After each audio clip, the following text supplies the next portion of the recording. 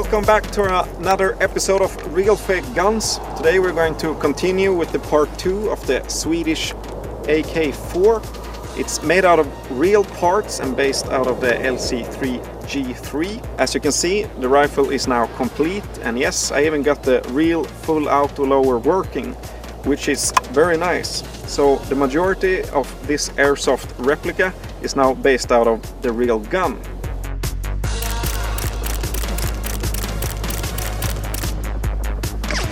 In the last episode we were focusing on light modifications and drop-in fit parts. In this episode we're going to focus on more heavy modifications, so some skills in tinkering may be required to do so. With that being said, let's jump right onto the workshop table. Okay, so here's the rifle once again. As you can see, I have already removed some parts and it's all ready to get some work done. One thing that has bothered me is the pin for the barrel. As you can see, it's too long, so it sticks out here and here. So what I need to do is to shorten it, and I'm going to mark it up here and here, so I know where I need to cut it in order to have it in a more realistic size as the real one has. And yeah, check out that serial number 1. Very nice. And for that I'm going to use a punch and a hammer. And there it is. And here are the marks that I will need to cut off, so that's what we'll do now. And I'm going to use a hacksaw. You can also use a Dremel or something like that. And here's how it's turned out. Not too straight, but I'm going to round this tip off later. Now I'm going to take the other end. And now I'm going to take down the sharp edges and round them off a bit.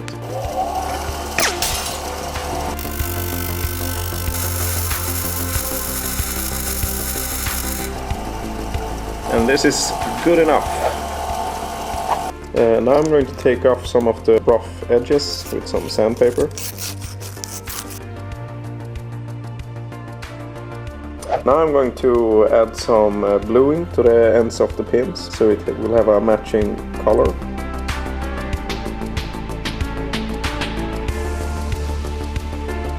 And as you can see, it's already getting darker.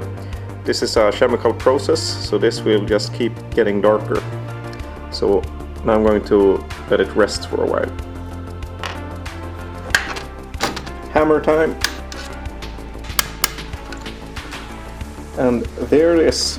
This is so much closer to the real thing, and the classic elefantpung will also fit a lot better, since the elefantpung reaches into these holes.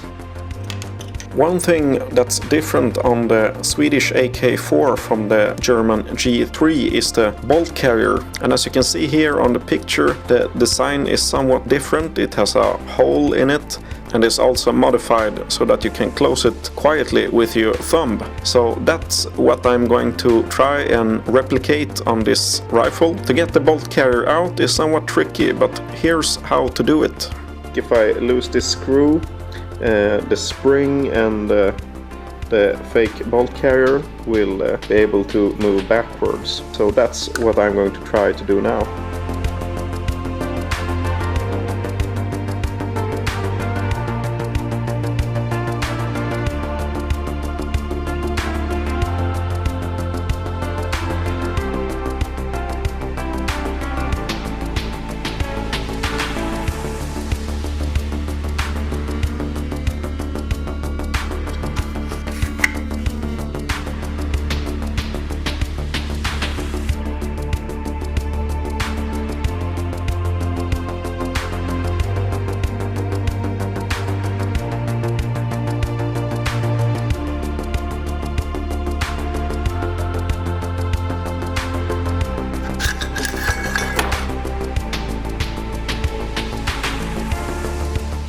So now I'm going to modify this so it looks a lot like the Swedish one. As you can see here, it has a different design like this.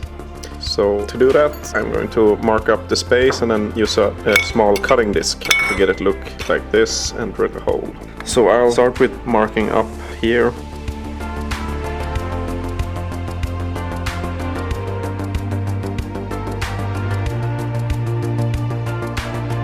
So now it's time to cut it, and I'm using a small cutting disc with a Dremel. And it's gonna be somewhat hard. You have to be very steady and make sure you not cut this area. Here's some tape, so if I accidentally cut too high, the tape will somewhat protect it.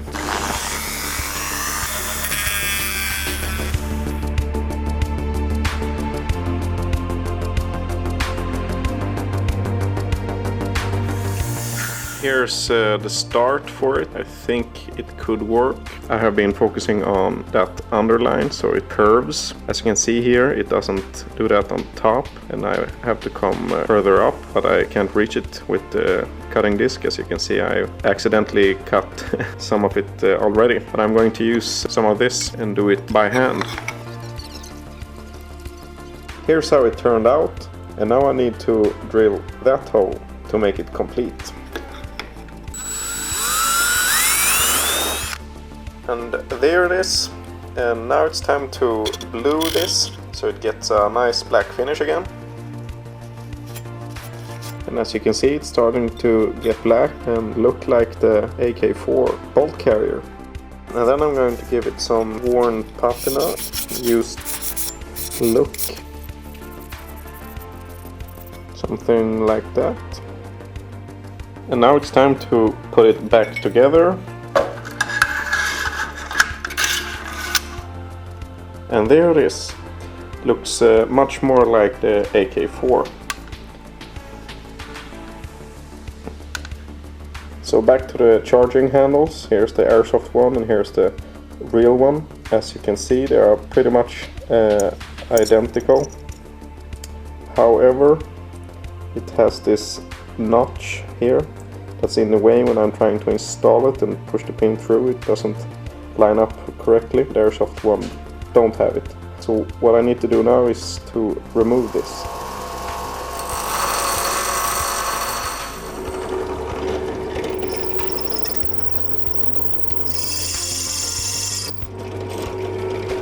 And here's the parts I have removed some materials from. It's definitely not much, but a few millimeters here and there, and it will fit the rifle. So what I need to do now is glue these parts.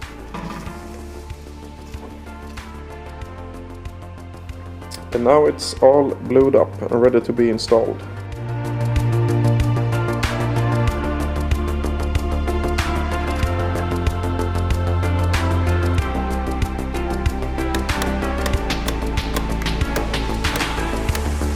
This very small spring here, it was making it jam somewhat in the cotton tube. What I'm going to do is just bend it down a bit so it don't stick out. And I'll slide it down, as you see, and it will place itself in this area. Yeah, it works smoothly. So the next step to get this installed is to get that spring in there attached to this screw. Reaching in with a tool is very hard, so what I did is I made a tool myself. You can probably make this of something else, but I choose a follower from a real magazine that I chopped off and made to airsoft. So I just han heter ståltråd på engelska. Steel wire. So I just straighten out the steel wire, and as you can see here, I left a small hook in there so I can reach in and take the spring and pull it all the way back here to the screw and make sure it attaches. So that's what I'm going to do.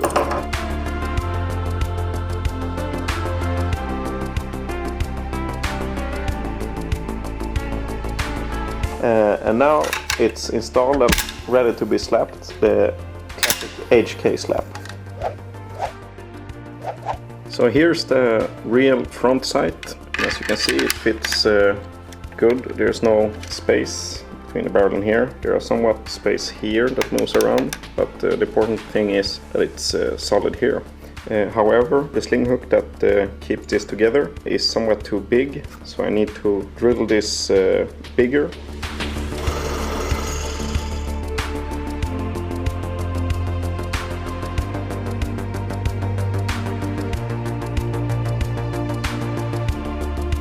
So as I said earlier, this part here sits flush, but at the top it's still some material missing, making it wobble. So to fix this, I just took a simple O-ring in this size. As you can see, it's smaller than the bayonet lug. So I just push this over here. Very simple. And then push it back and it will squeeze in. And then there will be no wobble on the front sight. And here's the LCT sling hook. However, it still moves like a millimeter. That is because on the real front sight the hole is too far up compared to the LCT one. So before it was placed like this, making it not able to move, but now it sits almost like this, making it move forward like that. So if I fill the gap under with, for example, hot glue, when it dries it will be hard and have no place to move, stabilize the pin from moving around. Here's the hot glue and I will try to put it here to stabilize it.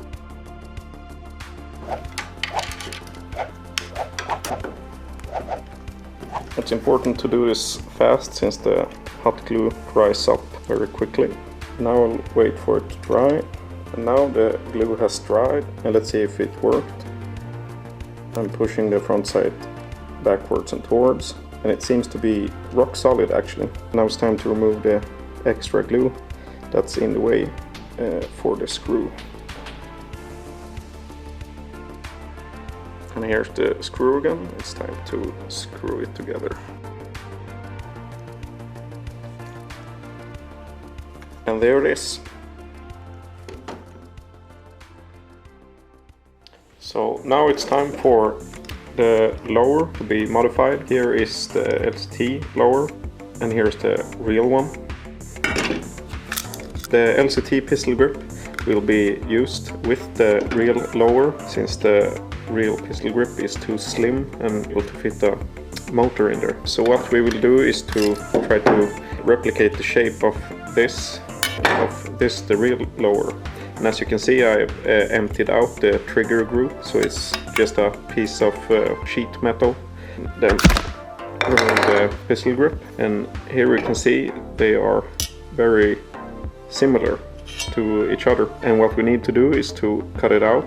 And as you can see, I have already marked out the area I want to cut off with a white marker pen. The LCT is very thin, and as you can see, if I put the gearbox in again, there's a wide space on both sides that I don't want to have on the real one. So what I've done is marked out a few millimeters extra on each side. And to mark it out, so you get an exact copy of this, I put them side by side. Start from here and you will get a good lineup. Since the LCT one is a bit taller on the back, so I start from here. Also, to have it mounted on the LCT, I need to remove maybe a half millimeter here and here. So that's what I'm going to start with. And to remove the material, I'm going to use this.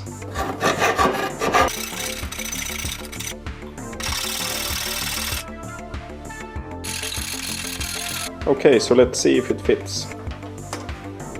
Yeah, seems to be all right. Yeah, and the pin is through.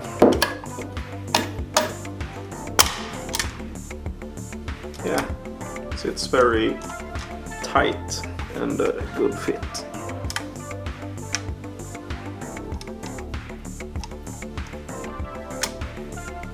So now it's time to cut the pistol grip off. And to cut it, I'm going to use a small cutting disc with a Dremel.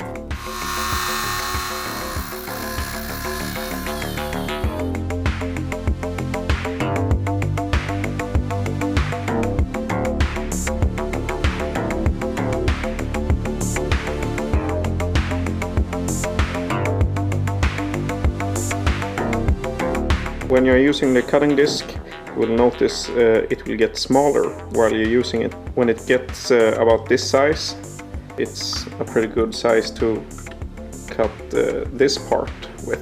Because if you have a too big cutting disc, you will have a hard time getting an accurate cut.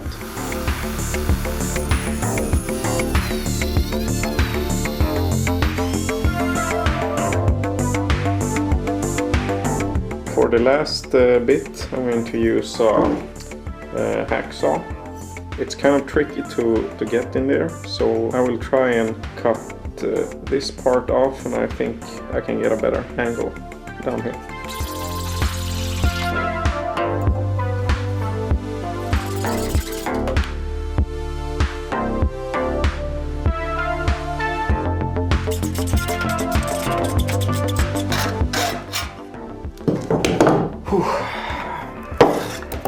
So there it is.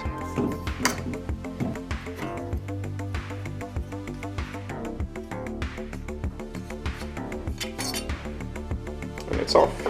So here's the rough cut. Now I need to sand the sides so it's smoother and add some bluing. But let's test fit it. It's not totally aligned here. That's because here I need to remove some materials. You can see about there. I have to remove maybe a 0.5 millimeter or so. It will fit good.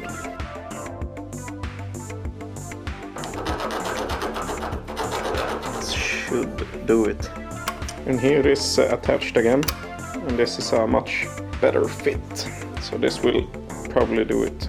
Now let's test the gearbox in it. So here's the gearbox. Now I'm going to do a test fit. It's a bit tight, I'd say, here. The gearbox is touching this side, so I need to remove some material around here. So now it's time for another test fit. There it is. I'd say that's a kind of perfect fit.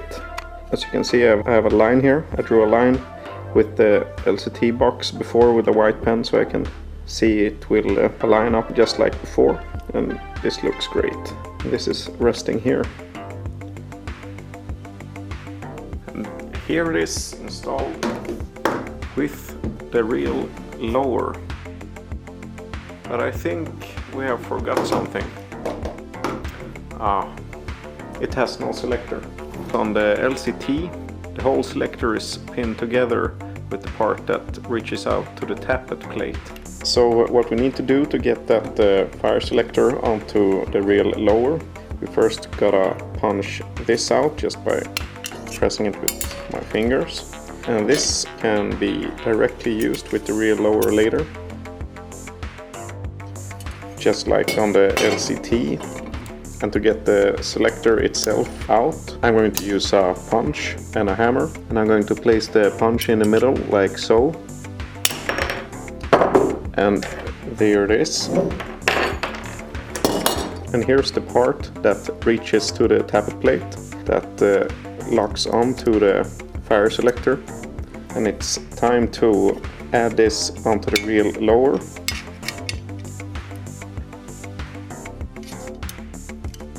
I'm going to use this to squeeze it on.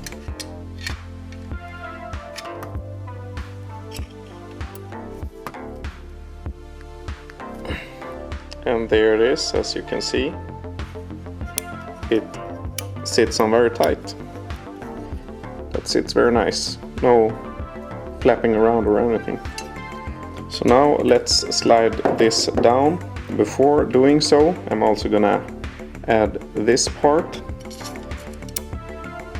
And to keep it in place from not falling off, I just took a cap from a soda bottle and hammered it out and place it behind it.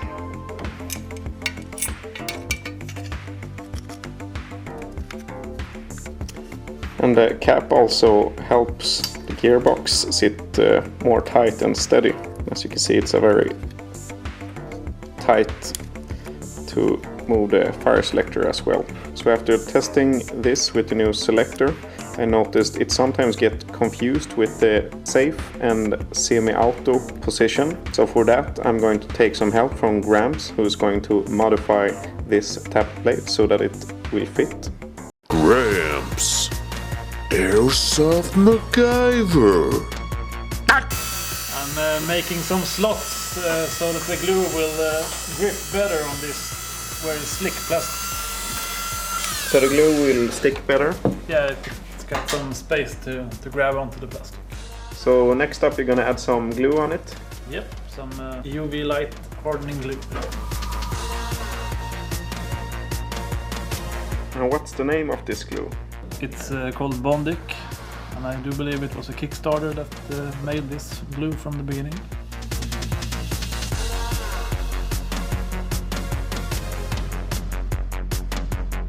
Limmet är upplöst. Säg det på engelska också. You can do it in the Swenglish version with the HIPAA Prypronol and the UV lights one.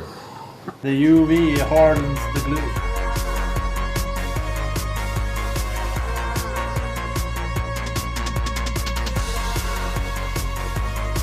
I'm just flattening out the glue a bit so it doesn't get jammed in between the lower and the gearbox.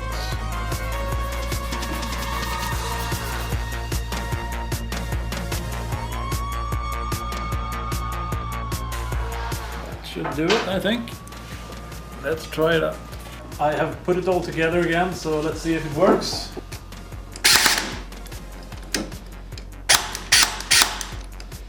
Works fine. Gramps, Airsoft MacGyver. So now it's time to install the pistol grip again, but it's one last detail I want to add to this that's missing, and that is the hole with the screw that the real one has. So what I'm going to do is to cut this part off, so it's just the head, and then drill a hole and glue this here. Sadly, it's not thick enough so that I could have used the threads, so gluing will be the option. Also, the motor is magnetic, so it will most likely stay in place, and some glue on that and it will fit good.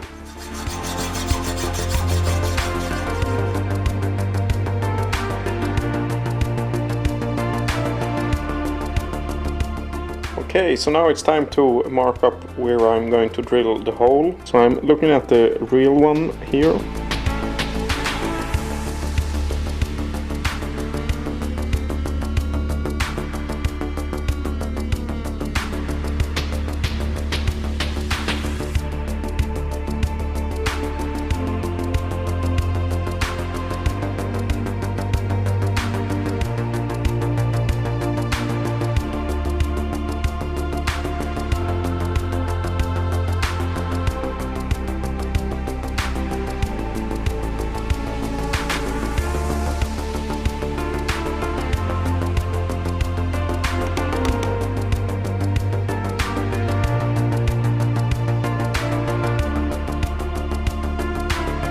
So here it is installed with the new screw, the lower, with the fire selector on both sides. And I also took some time to polish this and glue it so you get that look as the real ones have. As you can see in the bottom, it has that metal sticking out. However, this one has a hole to adjust the motor. I will have to live with that, but just to have that look going on makes it look so much more realistic if you look at it from a distance like this or so. One thing I still want to add is the real end cap for the stock. Since this has a smooth back and this one has a dimple, I want to try and add this one instead. But before we can add this to the real stock, I will have to remove this. And after a while it will snap off. So that was pretty easy. And here's the real stock with the real end cap again. And here's the LCT one. I have put the LCT on before, and as you can see here, I have put a very small mark in white, because the idea is to cut this material open, and then the real stock should fit, because the real end cap is a few millimeters tighter than what the LCT one is.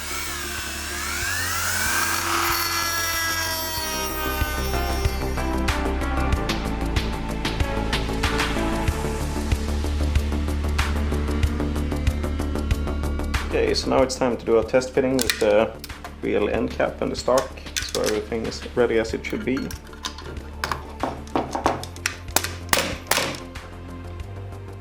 And there it is, the real end cap and stock with the real receiver. It's a super tight fit, but that's how I like it. Parts won't wobble around and make crappy noises. But we have one problem. On the real receiver it goes down and the stock goes into it.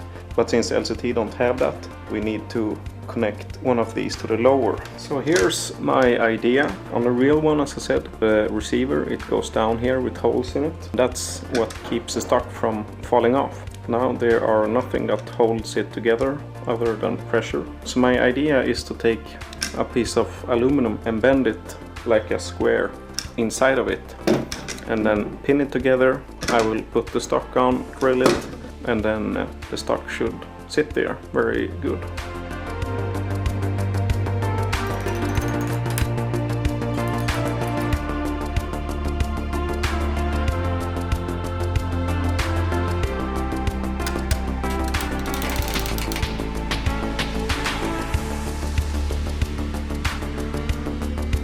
Looks about right.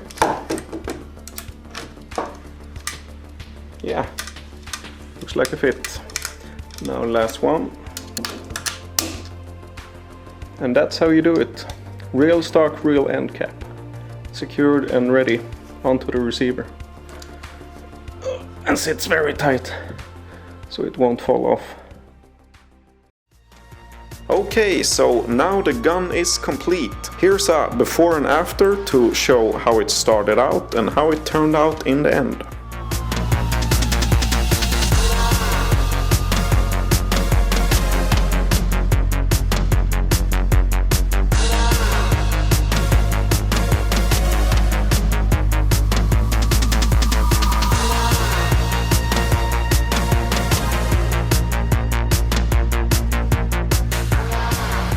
Kom igen, ryssen är på gång!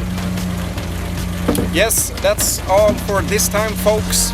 Don't forget to like and subscribe, and I will see you next time.